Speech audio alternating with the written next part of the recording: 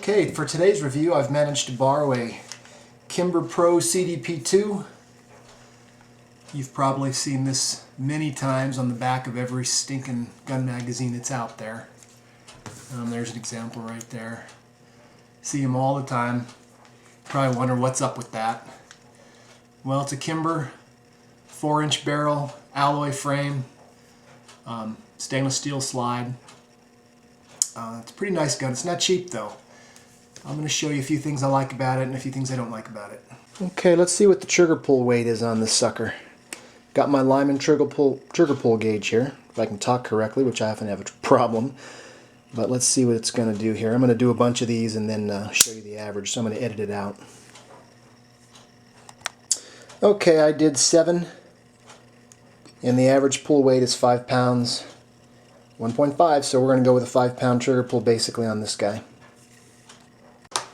Okay, let's take a look at some of this. One of the things they do on the CDP is it's very smooth. They've taken all the sharp edges off of it for carry purposes, so all the edges are broken. It's very smooth on top. It's got Meprolite night sights on it, which I don't know if you've ever compared these to like Trigicons, but these are like the brightest night sights I've ever experienced. Not that I've experienced a ton, but I really like them. It's got ambidextrous safeties. And the cool thing about it is, one of the things I like is the lever on this side. If you'll note, it doesn't have that protrusion that you often see that goes underneath the grip panel, because the Kimber actually runs on the pin. It's got a special pin and it slots in there, and I think that's just a really a cool design. It's very very elegant. I like it a lot. A 5-pound trigger pull is a little heavy, I think, but it's got checkering on the front strap here, fine checkering. It's got checkering on the bottom of the trigger guard, which I'm not thrilled about. I would assume it's for your second hand going under there. You can feel it and maybe help control some recoil. What I find it does, if you've got a tight holster that fits tightly around the trigger guard, it kind of saws into that material on the holster, which I don't really like. Kimber magazines, sadly, I don't think are very good, so I don't use them. I use Wilson Combat. One of the reasons, it's got the plastic follower. One of the things that the magazine will do with a metal magazine on an alloy frame, an aluminum frame like this, is it will peck into the frame, and I don't think it matters much.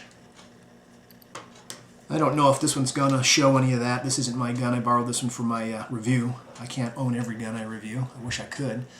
I have fired this gun. One thing I can say about Kimbers is every Kimber I've ever fired, you know, like it or not, has been very accurate. That's one thing I can say about them. You know, if you hate them, they're accurate guns, you know, no matter what anybody says. And this gun's been 100% reliable since it was purchased. It never suffered any break-in malfunctions or anything like that. Now, one thing that the Kimber features is a bull barrel, so there's no bushing. It features the long guide rod here, which you need a special tool to get apart. And the special tool they give you is nothing more than a paper clip. So what I do, since I always lose my special tools, is I usually just get a paper clip, you know, like the one that I'm bending here. And there's a slot there you can stick it down into. And I'll just stick that sucker in there like that, and then you can pop it right apart thusly. And there's one thing I will show you that I think is a defect in a lot of, and maybe it is not a defect, it's a good word, but maybe a design flaw. This is the spring assembly, and this internal spring bushing right here has a shoulder, you can see here, and the shoulder rides up inside the frame in this area up in here, which retains the spring. And what'll happen is, and this has happened to me on more than one Kimber, so I think it's going to happen to them all, is this edge that fits in there is going to start getting peened, and it's going to get bigger, and I've actually had it get so big that I couldn't get the recoil spring out. It was actually jamming up in there. So that's a design flaw with this bull barrel 4-inch design. And you know, just be forewarned, if you do get one of these, you may have to get a new internal spring plug here, whatever they call it.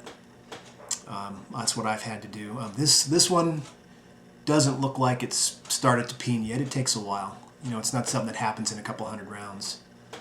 This gun's got about, I would say, 800 or 900 rounds through it. So there's your retained spring with your special tool, the paper clip. Okay, there's the bull barrel. Kimber always has this kind of cast look on the top that they don't machine out, probably the way they make them. I have no idea how they're made. Can't offer an opinion, but like I say, they're very accurate. This one's been reliable, so we can't complain about that.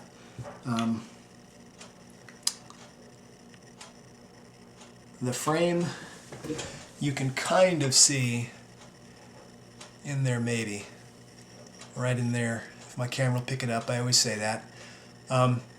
There's a little finish wear down there below the feed ramp where the magazine pecks at it, and this one doesn't seem to have any of that happening to it yet, so that's no problem. But with the alloy frame, it's very light, very lightweight, to make a great carry gun, which is the idea. It's a good shooter, and it's a nice piece. One thing I did do to this on the back of the safety lever, Kimbers are very thick in this area, and it can irritate some people's hands, and that's what was happening. So I took her off and just smoothed that edge down a little bit, polished it up, thinned it out a little bit to alleviate that wear and tear on the hand. Here's an internal shot of the slide. There's very few, if any, machine marks in it, just like you'd expect of a fairly expensive 1911, especially one from the Kimber custom shop. I don't know exactly what that is, but hey, it's on the back of every magazine, so it's got to be cool, right? So it looks good. I'm going to throw it back together. Okay, when you're reassembling, one thing to look for is if you can see this protrusion coming up. See that guy moving up and down there? That's what deactivates your firing pin safety. And if you hold the grip safety down while you're trying to slide the slide back, it's not going to happen, okay? So you got to make sure that that's down inside the frame before you can slide your slide back, okay? And that's something you have to do with every Model 2 Kimber, like this one's the CDP II. The old Kimbers were just, you know, no 2 designation after anything. That 2 designation is for the firing pin safety. Another thing to watch out for, and this is with any 1911, is when you put the pin in, is you don't get this scratch, okay? And how you get that scratch, let me show you here, is when you go to push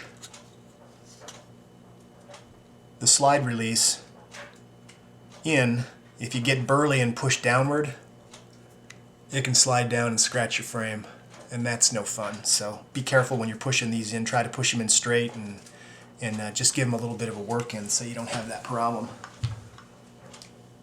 And it's that simple. And then you just knock out your in there, and there you have it. There's the Kimber Custom Shop CDP II. Great carry gun.